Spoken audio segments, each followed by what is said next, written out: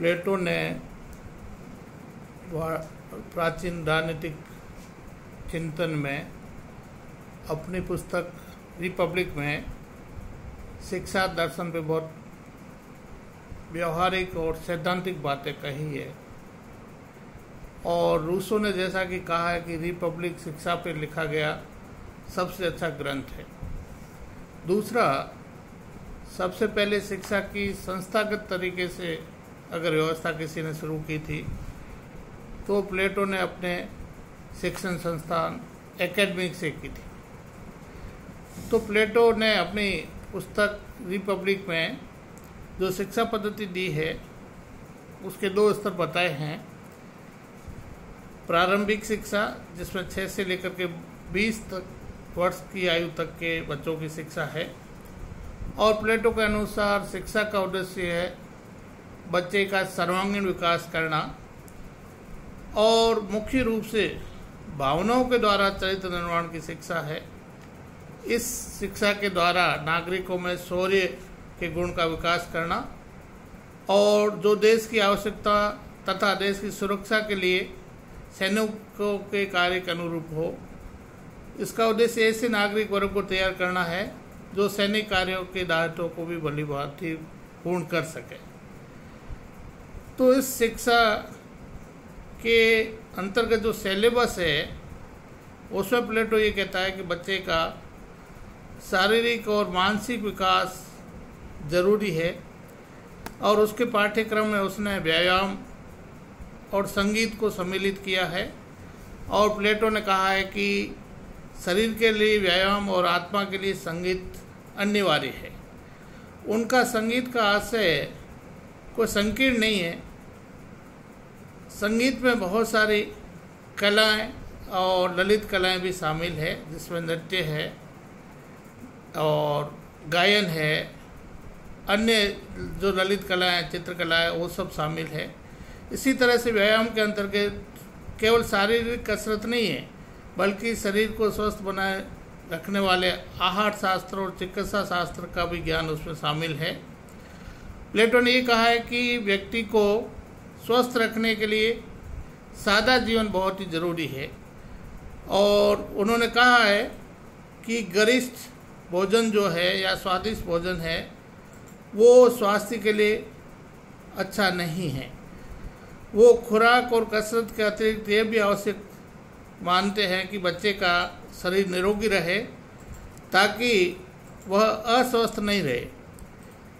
प्लेटो ने यह भी कहा है कि बच्चे का शारीरिक और मानसिक दोनों विकास होना चाहिए, इसलिए मानसिक विकास के लिए वो संगीत को अनिवार्य मानता है।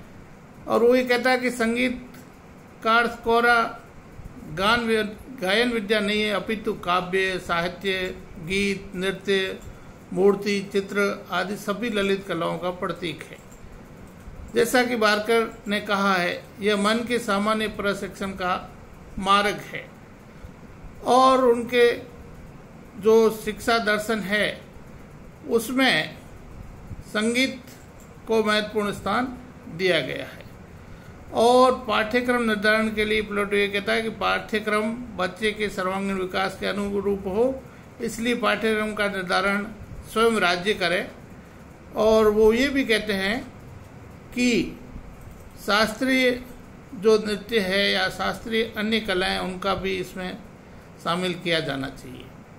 इसी प्रकार से प्लेटो ये भी कहता है कि मुझे देश के लिए उचित प्रकार के गीत लिखने दो, किसी को इस देश के कानून बनाने की आवश्यकता नहीं होगी। यानी उनका ये मानना है कि शिक्षा के साथ राष्ट्रीयता का होना भी जरूरी है। तो इस तरह से प्रारंभिक शिक्षा में वो व्यायाम और संगीत को दोनों ही विषयों को बराबर का मौका देता है, और उनका उद्देश्य यही है कि अंतिम रूप से मानव मन के विकास कैसे किया जाए, इस बात पे वो जोर देते हैं। इसके साथ ही 6 से लेकर के 18 साल तक इन्हीं विषयों के आधार पे बच्चे का शिक्षा दी जाती है, और जो ही 18 साल का बच्चा हो जाता है उसको 2 साल की 18 से 20 साल तक के लिए 2 वर्षों के लिए सैनिक शिक्षा दी जाती है। और सैनिक शिक्षा का उद्देश्य ये है कि देश की सुरक्षा के लिए अच्छे सैनिक तैयार किए जाए। और 2 साल की इस प्रशिक्षण के बाद में जो बच्चा योग्यता का परिचय देगा उसको उच्च स्तरीय शिक्षा के लिए चुन लिया जाएगा और शेष जो बच्चे हैं वो सैनिक वर्ग में सम्मिलित करके उनको सेना का कार्य सौंप दिया जाएगा। 20 साल से लेकर के 30 साल तक की उम्र के लिए प्लेटो उच्च शिक्षा की बात करता है, जिसमें सैद्धांतिक ज्ञान दिया जाता है। और उसमें प्लेटो ये कहता है विज्ञान और तर्क के अध्ययन पर ज़्यादा बल दिया जाए और विज्ञान और तर्क के आधार पे सत्य का अन्वेषण करना उच्च शिक्षा का उद्देश्य है। इसके साथ ही प्लेटो अंकगणित को दार्शनिक महत्व का मानता है और वो ये कहते हैं कि शुद्ध सत्य ज्ञान की प्राप्ति के लिए शुद्ध प्रज्ञा के व्यवहार की आवश्यकता होती है। साथ ही उन्होंने गणित को व्यवहारिक महत्व भी दिया है और वो कहते हैं कि सेनापति के लिए संख्या का ज्ञान आवश्यक है, अन्यथा उसे अपनी सैनिक टुकड़ियों को व्यवस्थित करना नहीं आएगा। वो अंकगणित के साथ साथ रेखा गणित को भी उतना ही महत्व देते हैं और वो संगीत के शास्त्रीय ज्ञान जिन्हें वो अपने पाठ्यक्रम में स्थान देता है उसको भी महत्व देता है और ज्योतिष पर भी वो बहुत ही महत्व देते हैं।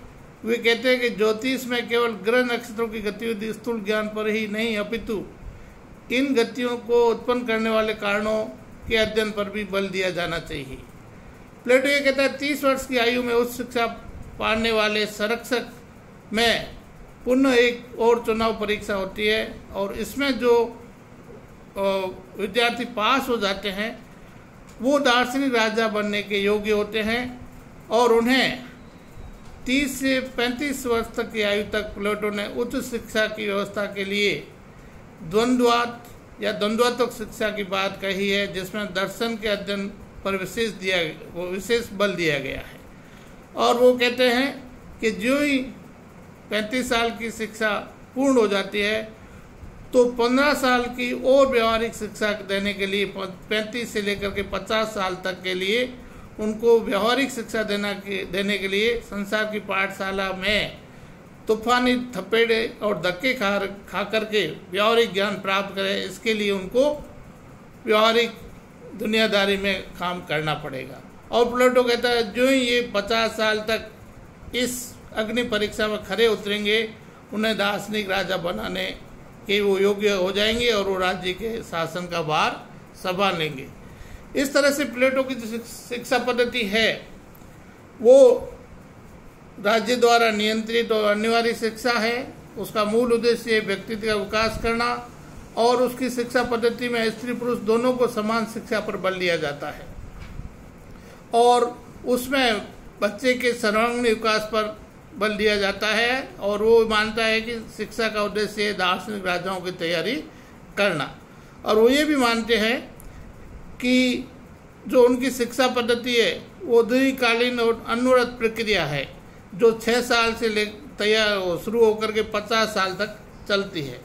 इस प्रकार से प्लेटो की जो शिक्षा पद्धति है वो एक लंबी प्रक्रिया है और इस आधार पे इसकी आलोचना भी की जाती है कि ये अप्रजातांत्रिक और एकांकी है, इसमें साहित्य की उपेक्षा की गई है और कला और साहित्य पर अनुचित नियंत्रण किया गया है, लंबी और खर्चीली है और इसमें विरोधाभास भी है। इस तरह से शिक्षा पद्धति जो प्लेटो की है वो बहुत ही महत्वपूर्ण है। आज के समय में भी कोई भी एजुकेशन पॉलिसी बनती है तो प्लेटो की शिक्षा पद्धति का अध्ययन किया जाता है और इसका महत्व हमेशा बना रहेगा।